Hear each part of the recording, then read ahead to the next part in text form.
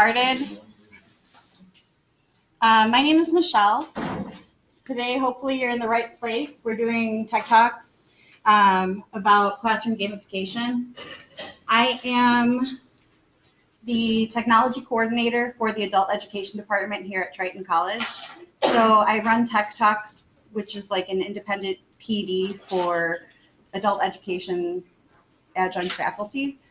But today I have the pleasure of serving both credit and non-credit side, which I'm excited to do.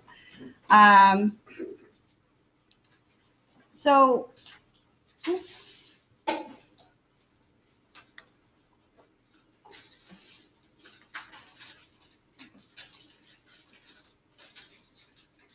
by the end of today, teachers should be able to define what gamification is, explain why it's useful in the classroom, and then identify different educational technologies for classroom gamification. So we'll go over the concepts of it as well as specific technology that you can use in the classroom.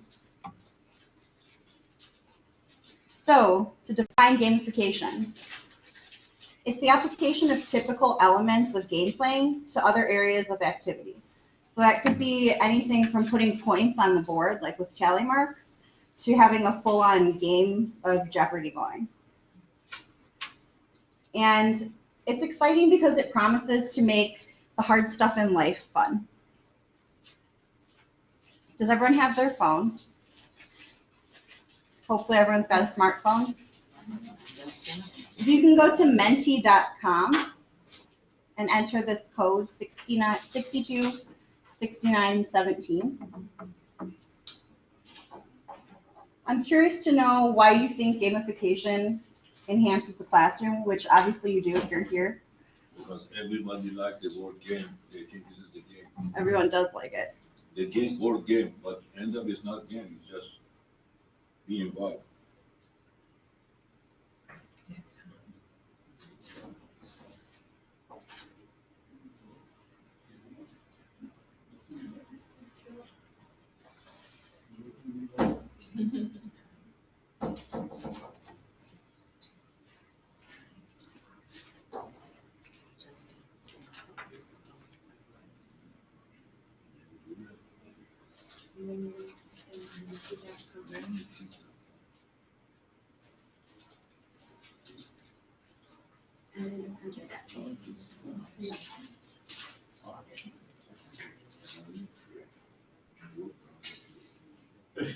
Then you can just look up when you're done. I don't know. Yes.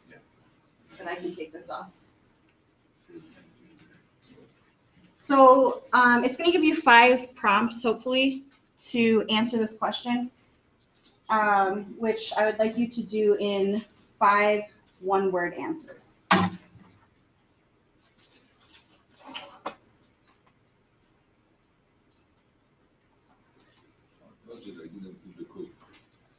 It's at the top, 626917.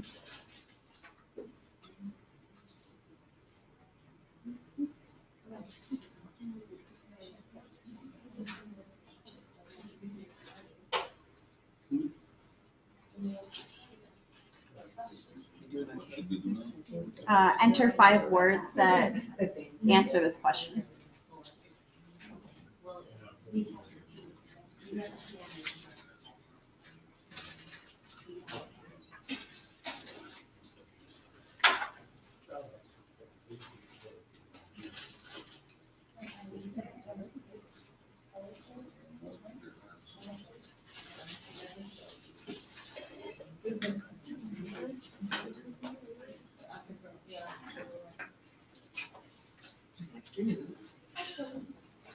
Okay, so it looks like most people have entered in their information.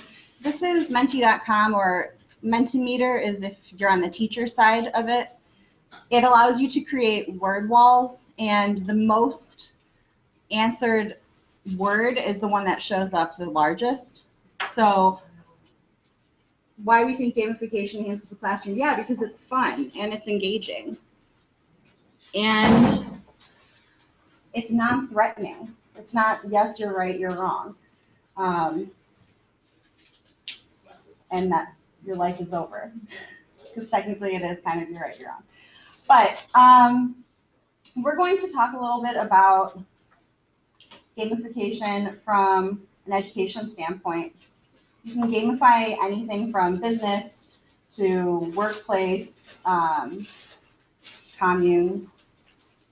But there's this guy, Scott Hebert. He's an educator in Alberta, and he has some really great things to say about gamification and the reasoning behind it.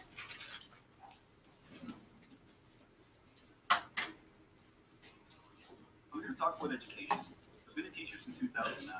I would ask you really simply, if education was an investable, tradable commodity, would you be interested in investing in it? When we think about education, when we think about investment, they don't go hand in hand. When you want to invest in something, you want something that's fluid, something that's dynamic, something that's going to be changing, adapting with the times. And then you get education, which may be the most static, stagnant thing that exists that is accepted. If I bought a computer from Apple, if I bought a computer from any computer company, and they told me, you can buy stock in my company, but I'll never change the product, I would immediately turn around and walk away. But in education, we love that. And that is the problem I've had as a teacher since I entered the profession. Now, people argue with me all the time. They say, well, of course education's changed. And I'd say, yes, it's changed superficially. The same exact way this girl is the exact same person she is underneath her these copious layers of makeup. She's not changing herself at the core. And that's what I'm talking about in a change in education. Can you change education at the core? Get away from grades, get away from all these ridiculous standards and expectations, and realize that we are dealing with a population that is there to gain knowledge from us in a space that should be free of judgment. We should be able to construct them criticisms, give them constructive criticism without them being fearful of taking risk. Now, education doesn't always look this way. This is me waiting for kindergarten, my first day of kindergarten. I apparently waited for, like, I believe my mom told me 22 minutes at the end of this driveway. Why? Because the way school was supposed to be when I was a young lad in this chair here at 4 or 5 years old was exactly what I saw on Sesame Street and Barney and all these shows I watched on TV. It's supposed to be fun, dynamic, engaging, playing with friends. I should be digging in sandboxes to learn about things, not reading and writing, or not writing about them in worksheets. And education started as an absolutely incredible place for me. Now again, God bless my mom. When I moved from Ontario to Alberta, she scrapbooked my life, which is awesome. I always bring this in for Throwback Thursdays at school, and I let kids look. But the beautiful part about this is every school photo I've ever had taken of me. And check out what happens between grade 5 and 6. It's where I stop smiling. It's where my education experience goes down the proverbial toilet. And it does this because it's when play and fun and discovery-based learning is eliminated in favor of worksheets and straight rows and silence and order and regime. Last I checked, very few workplaces like that. As a matter of fact, I don't think any speaker that was on this stage today talked about being orderly, following direction and on all these things. They talked about being creative and innovative. And I don't think school does that. So I quoted myself. Because why not? And I realized after a few years of quote-unquote research, and I'll get to how I did that in a second, I realized that the education system is a system that is totally in an engagement crisis. We blame the kids, and we blame lack of resources, and we blame all these things, when in reality, these kids are bored. And what do we do when we're bored? The same thing you might be doing right now if you're bored of me. You are looking at your phone. You are counting the amount of lights on the ceiling. You are determining if your shoelaces are tied perfectly. You are doing everything to entertain yourself when you are bored in a situation, and that is what I think school is for kids. Now, like any good education. Okay. So what do we think about that? Any thoughts? I agree. Agree? Yeah. Yeah. Yes. I think that most people teach the way they were taught, or they have a tendency to do that unless they really make an effort to change it and put different new things into the mix. Right. And I was scared to try things that were new because I know that the way my parents learned and the way their parents learned, well, they turned out okay. So I could do that and be fine. But I don't want our students to just be okay. I don't think we want that for them because then we're lacking that progression in society. So it starts in the classroom with just a little thing like gamification. And that's what we can do about this problem. We can gamify our classrooms. Yes. What is his major? What is his major? Yeah. Education, and he was a science teacher. He was science. Yeah. So will he show how to play this gamification with the science? He's going to talk about it? In that video, he talks about it for a little bit, but he has a webpage that goes into more depth. Yeah. So there's some low-tech ways that you can gamify your classroom, things that we've done even since I was younger in school. Vocabulary bingo, or just bingo in general with like traditional paper and pen. An escape room, which is like if you were to print out the ideas for escape rooms, they have them all on the internet. You can just take their template, use it, and print them out. And this is like teacher versus student. It doesn't even require you to print anything out. Anytime a teacher makes a mistake, the students get a point. Anytime the students make a mistake, the teacher gets a point, and it just requires a marker and a whiteboard. And then the fly swatter game, which is a game that I used to play in high school in my calculus class. The answers would all be on the board, and there would be two teams, and one person would come up to the board with a fly swatter, and the teams would have to solve the problem as fast as they could, find the answer, and then swap the problem, or swap the answer with their fly swatter. You never You're do. gonna say like hit the other person. No, yeah. But wait a minute, that's not what you're here for. You're here for the high-tech stuff, right? So there's some resources out there about how to actually gamify your classroom. There's a guy named Matt Miller. He has a website called Ditch That Textbook. We'll go to it now. And just so you know, all of these resources are on the second to last slide. It says credits, as well as the references tell the video and where I got my sources from. So he has a really great book. He has a soft copy and e-version of the book, 101 Ways to Ditch That Textbook. So he's really moved away from the textbook and into different ways that you can utilize what you have at your disposal. There's 15 ways to gamify your class. And he goes into a little bit more depth in each of these points. And because we all can read, I'm not going to sit here and read through this.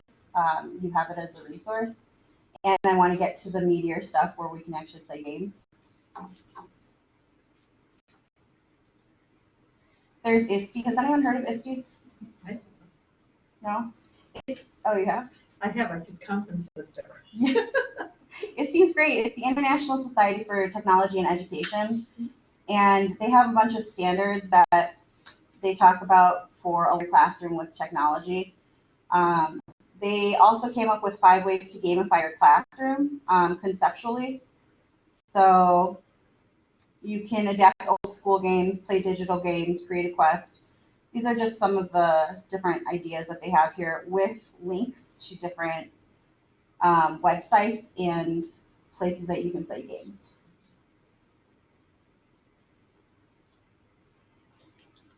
Yes. I'm just wondering about, I love that idea. I'm just wondering about how you tie that in with assessment. Because, I have some activities that I do in my classroom, and they're related to the acquisition of skills for, that's just level 2 ESL that I teach. But I'm not, I'm just sometimes not sure if it's going to contribute to their ability to pass the midterm or the final exam. I use games all the time. that they all fill out. May I answer? Yes, May I answer? yes, please. Okay. Put the midterm or final exam question, explain, and let them respond to pick up the right answer. So they learn. Then put the same question on the midterm or final to see if they were in classroom, they participate. If you expect about whatever you taught them, you want they be able to answer the question during midterm or final. Or if you expect them to answer any question, so this is not good for them. Usually when I give exam, related to what I taught them, not related to everything. So this is very good for me. Every lecture I have, I put the main point as a question and I expect them to answer. If they do mistake, they learn from each other, they find out. If they are participating, if they are playing with the server phone, they won't get it, they fail the course later.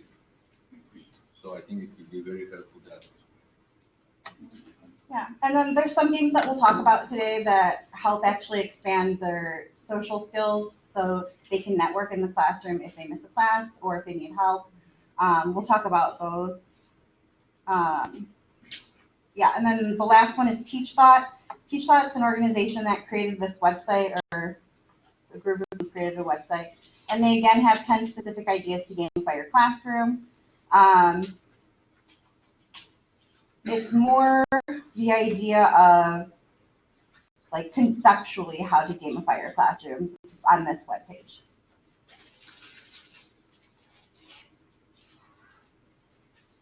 So the educational technology that we'll be covering today includes UNCW.edu edgames. That's a long one.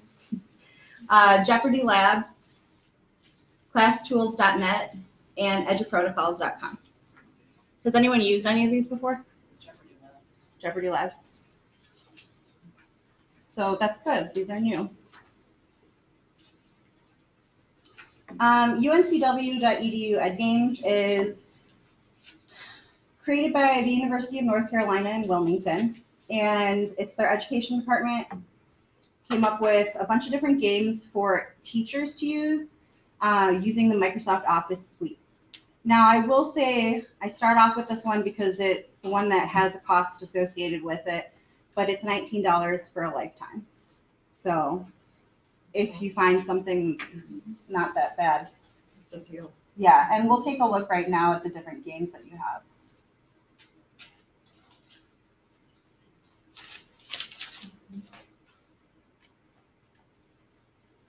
Make it bigger for the back. So they're all sectioned off into different ideas. So there's like TV game shows, whole class review games if you want to review for a test. If you want to do bingo card generators, it'll come up with boards and you can put words in and it'll make a whole bunch of boards for you. There's also behind the box is similar to Wheel of Fortune. So each team would get an opportunity to get to choose one of the boxes, and then by the end of the game, you're going to try and say what's behind the box correctly. So like this would be koala. But it allows students to work in teams, do some review, and then play a goofy game.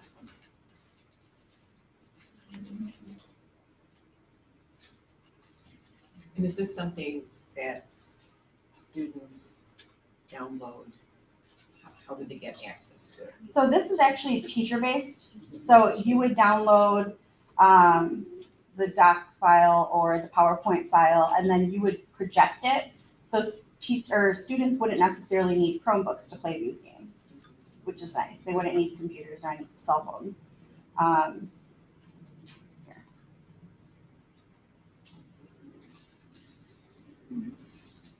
This comes in a PowerPoint file.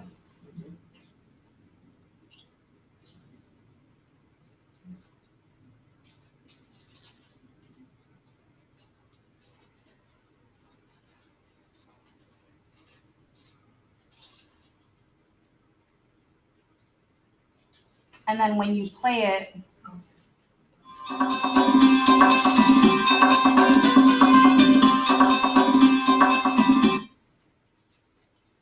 has instructions on here for the teacher, so you can read through them before you bring this to class.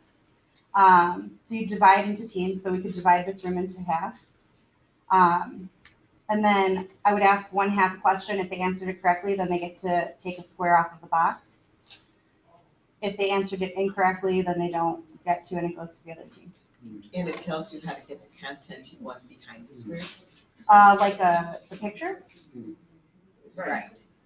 So the pictures are already created. Okay, so this is limited to what they've created. Yeah, but you can always, because it's a PowerPoint presentation, you can always delete the image and just put a new image in. Okay, yeah. So.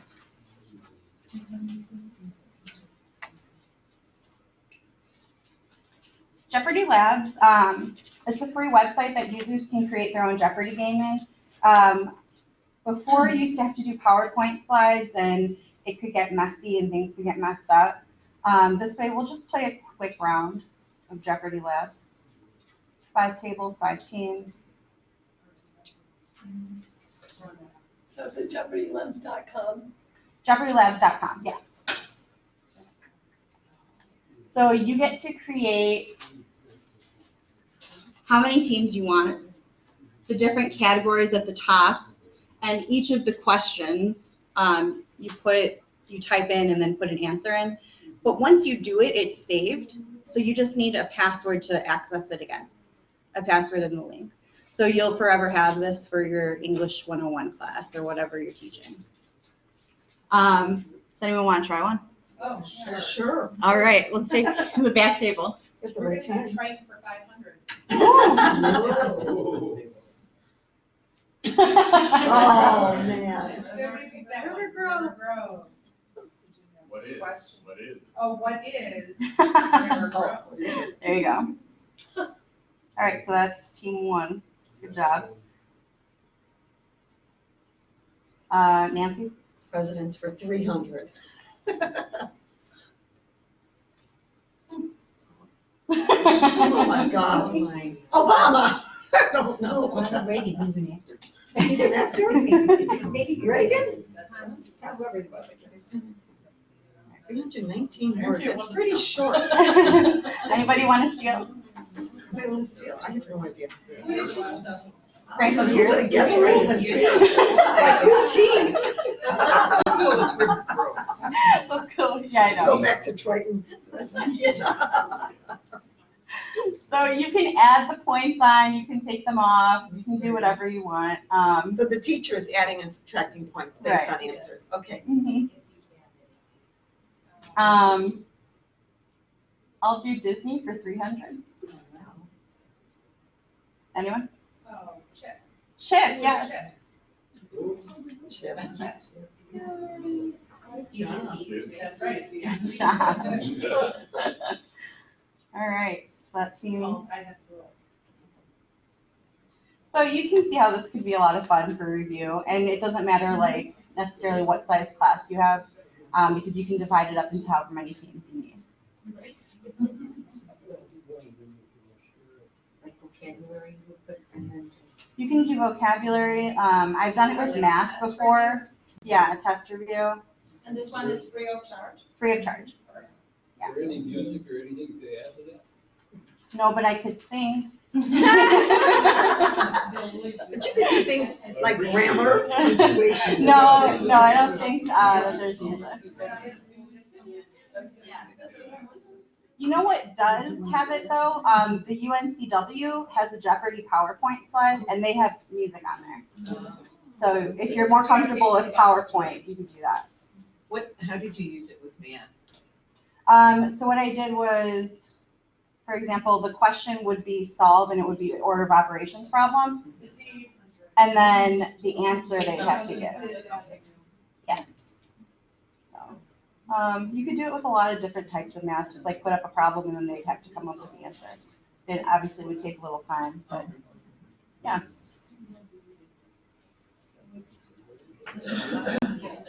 Is it time consuming to type up? I mean, I know it's gonna take time to type, but what do? Do they give you something like this, or do you have like 1, 2, 3, 4, 5, and you're typing in Yeah, we can, question? we'll go there really quick. For me, I always find that's an issue with these games, the time that it takes to make. It probably took me 20 minutes to type. To make this one? Yeah. Okay. So you would click create, password so you can access it later. Sure. Start building. Oh, I see. Oh, okay. And then it's literally blank. Oh, and then you go in and you just pick one and start putting questions in. You enter the title, you enter the category, and then when you do this, you'll enter the question prompt and the correct response. They even have superscript and subscript along with math, so you can insert math into this. So all different levels can use it. That looks pretty easy. Can you add picture to it? So Let's see. Yes, you can insert images. Would be interesting.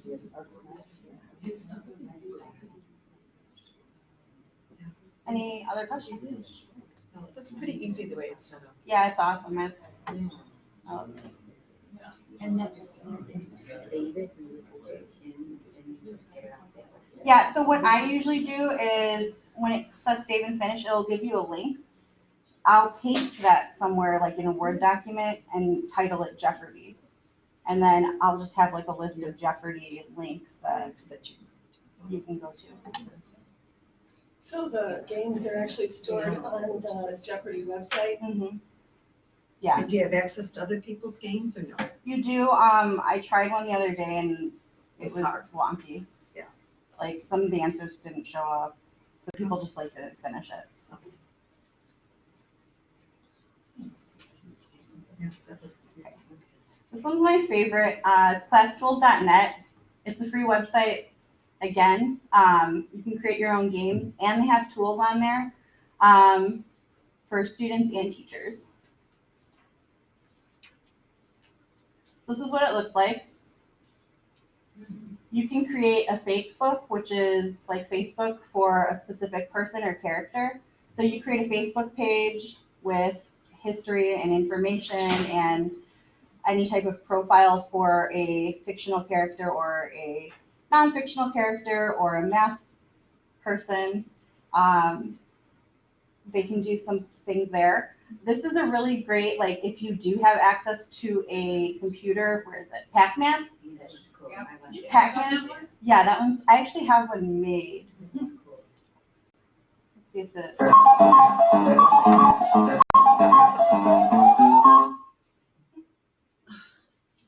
So the way that this works is you can either do Space Invaders, Pac-Man, like the old style games. And then in order to play them, they have to answer questions correct.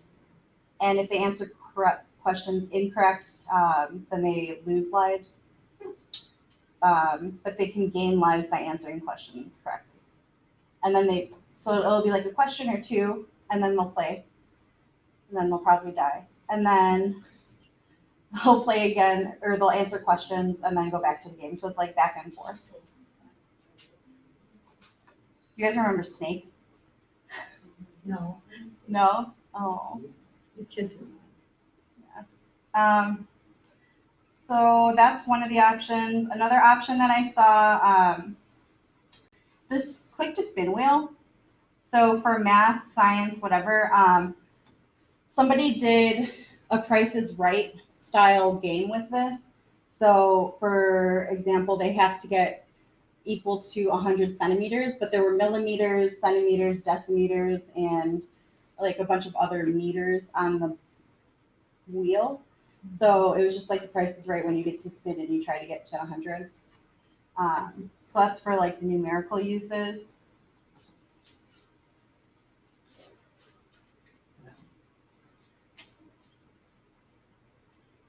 This is also a really fun one. It's the QR code or QR treasure hunt generator. So it's kind of like a gallery walk, but it's a scavenger hunt. So you'll associate questions and answers in here.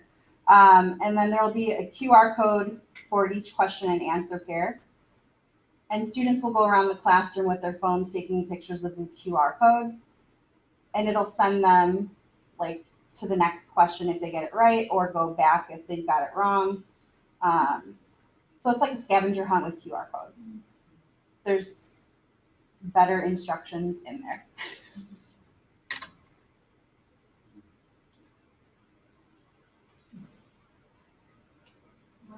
But yeah, there's just a bunch of different, this is all free. Really? Yeah. So all of this is free. Something that I thought about for Nancy, actually. So for any type of class that has vocabulary that you have to learn, which is most classes, I'd assume, you can do a crossword generator. So it'll generate crossword puzzles for you. Where is that one? There it is. Here. Yeah.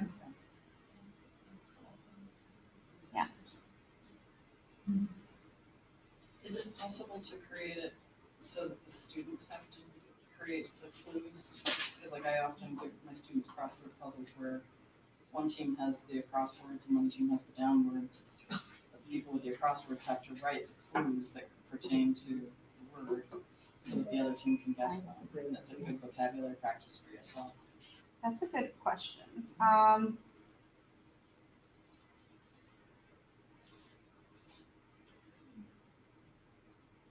They probably could and then send it to you, like, and then you could put it in here together. But I don't think, I guess if they had the password for it, then they would be able to. Yeah.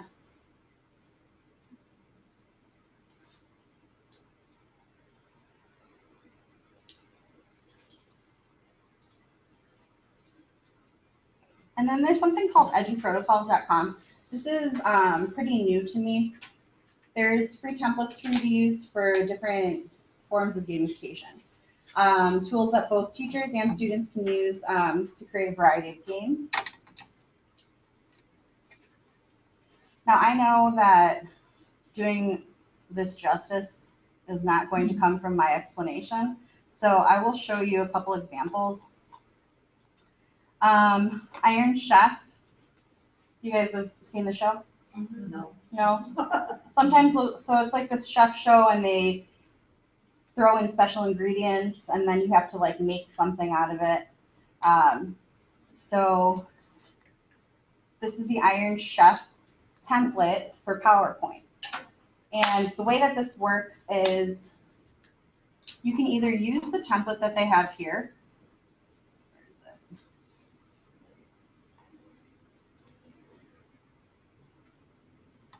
Where it's set up like this. Students would have to insert 2 pictures, 2 words that are associated with whatever content you're talking about. And you would give them secret ingredients, so things that they would have to talk about in the context of this slide. And then you would also give them a prompt. And then students would fill in this area, the picture area, and then the 2-word area. Do they fill it in on their own computer Yes. and then submit it? Is that what it is? So what you could do is you could download it onto Google Slides and share it with students, which is an option.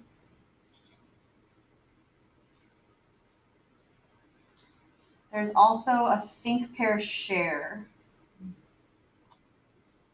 This one.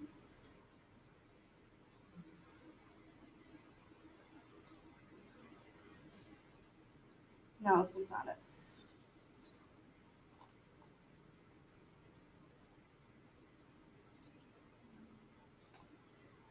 Well, that's the Iron Chef. The Iron Chef template is, here we go. If you click on the actual Iron Chef image, this is what it shows up as. You, the teacher, add your stuff here, and then students fill in the slides. So this is actually already placed into Google Slides formatting.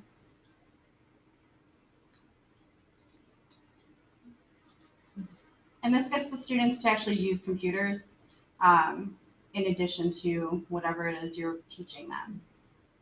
They have different options. Cyber Sandwich, I'm not going to go into all of these because, again, I want you to kind of like venture in and try it.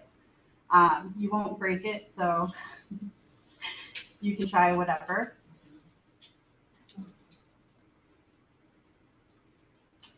Any questions? No?